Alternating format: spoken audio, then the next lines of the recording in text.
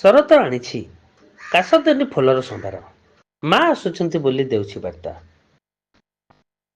ମାଙ୍କର ଆଗମନରେ ପୁଲକିତ ଧରଣୀ ରାଣୀ ଶସ୍ୟ ଶ୍ୟାମଳା ଧରଣୀରେ ନିଜ ପତିଆରା ବିସ୍ତାର କରି ନୀଳ ଆକାଶ ତଳେ ଖେଲି ଖେଲି ହସୁଛି କାଶତଣ୍ଡି ଫୁଲ।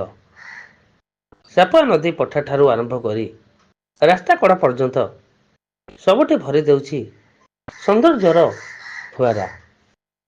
କାଶତଣ୍ଡି ଫୁଲରେ ନା ବଗିଚାରେ ନା କୁଣ୍ଡରେ ଫୁଟେ ସେ ରାସ୍ତାଘାଟ ସାପୁଆ ନଦୀ ପଠା ଓ ଅପନ୍ତରା ରାଇଜରେ ପାର୍ବଣ ରାଣୀ ଆସିବେ ବୋଲି ଧବଳ ଚାଦରରେ ପ୍ରକୃତିକୁ ସଜେଇଥାଏ। ପାର୍ବଣ ଋତୁକୁ ଦଶଭୁଜା ଆଗମନରେ ଧରା ପୃଷ୍ଠକୁ ଅବତରଣ କରେ।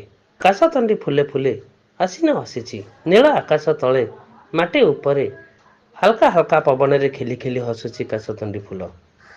ସୁଗନ୍ଧକୁ ଭଅଁର ସିନା ଭ୍ରମିତ କରେ ନାହିଁ, ହେଲେ ଅନେକ କବି ଓ ଲେଖକମାନଙ୍କୁ ଆନମନା କରେ।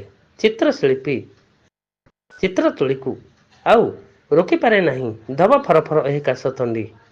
ରାସ୍ତାର ବାଟୋଇକୁ ନିଜ ସୌନ୍ଦର୍ଯ୍ୟରେ ବିଭୋର କରେ। ମା ଆସିବେ ବୋଲି ପୁଲକିତ ହୋଇ ଉଠିଛି ପ୍ରକୃତି ରାଣୀ। ମଳୟ ପବନରେ ଝୁଲି ଝୁଲି ଧରାପୃଷ୍ଠରେ ବାଣ୍ଟୁଛି ପାର୍ବଣର ମହକ ନିଜ ପସରା ଖୋଲି। ମା ଜଗଜ୍ଜନନୀଙ୍କୁ ଆସିବା ବାଟକୁ ଚାହିଁ ରହିଛି କାଶତଣ୍ଡି। ଢେଙ୍କାନାଳରୁ ମହେଶ୍ୱର ସାହୁଙ୍କ ରିପୋର୍ଟ, ଦୁର୍ଗା ନ୍ୟୁଜ୍ 24 ଓଡ଼ିଆ।